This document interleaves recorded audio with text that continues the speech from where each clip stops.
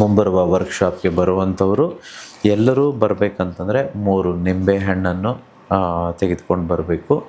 3 ಇಡೀ ಕಲ್ಲುಪ್ಪು, ನವಧಾನ್ಯಗಳು ಮತ್ತು 2 ಮಣ್ಣಿನ ದೀಪ ಹಾಗೂ ನಿಮ್ಮ ಸಾಲಗಳನ್ನೆಲ್ಲವನ್ನು ಈ ರೀತಿ ಹಳದಿ ಕಲರ್ ಪೇಪರ್ನ ಮೇಲೆ ಬರೆದುಕೊಂಡು ಬ್ಲ್ಯಾಕ್ ಇಂಕಲ್ಲಿ ಬರೆದುಕೊಂಡು ಆಮೇಲೆ ಬರೆದಾದ್ಮೇಲೆ ಎಲ್ಲ ಮೂಲೆಗಳಿಗೂ ನೋಡಿ ಈ ರೀತಿ ಪೇಪರ್ ಇದೆಯಲ್ವಾ, ಈ ಎಲ್ಲ ಭಾಗಗಳಿಗೂ 4 ಮೂಲೆಗಳಿಗೂ ಅರಿಶಿನ ಕುಂಕುಮವನ್ನು ಹಚ್ಚಿ ಆಮೇಲೆ ಒಂದು ರೆಡ್ಡಿಂಗ್ ಪೆನ್ನನ್ನು ನಿಮ್ಮ ಜೊತೆ ತೆಗೆದುಕೊಂಡು ಬರಬೇಕು.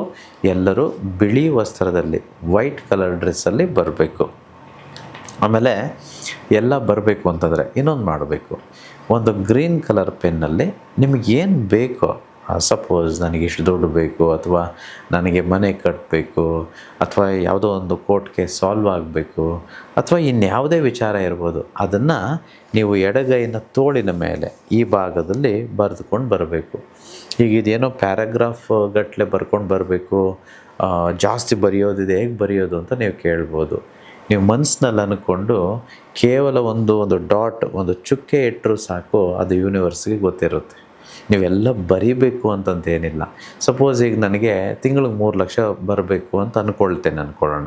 ಅದನ್ನು ಬರೀ 3 ಅಂತ ಬರೆದ್ರೆ ಸಾಕು. ಮನಸ್ಸಿನಲ್ಲಿ 3 ಲಕ್ಷ ಅಂದ್ಕೊಳ್ಳೋಣ, ಬಟ್ ಇಲ್ಲಿ 3 ಅಂತ ಬರೆದ್ರೆ ಸಾಕು.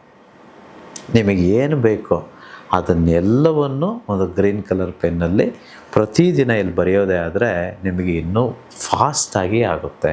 ಇವೆಲ್ಲ ಸಬ್ಕಾನ್ಷಿಯಸ್ ಮೈಂಡು ಪ್ರೋಗ್ರಾಮಿಂಗ್, ಸಾಫ್ಟ್ವೇರ್ ಮಾಡೋದು ಹೇಗೆ, ಪ್ರೋಗ್ರಾಮ್ ಮಾಡೋದು ಹೇಗೆ ಅನ್ನುವಂಥದ್ದನ್ನು ನಾನು ಹೇಳ್ಕೊಡೋ ಅಂಥದ್ದು. ಸೊ ಇದನ್ನು ನೀವು ಬರೆದುಕೊಂಡು ಕ್ಲಾಸ್ಗೆ ಬರಬೇಕು.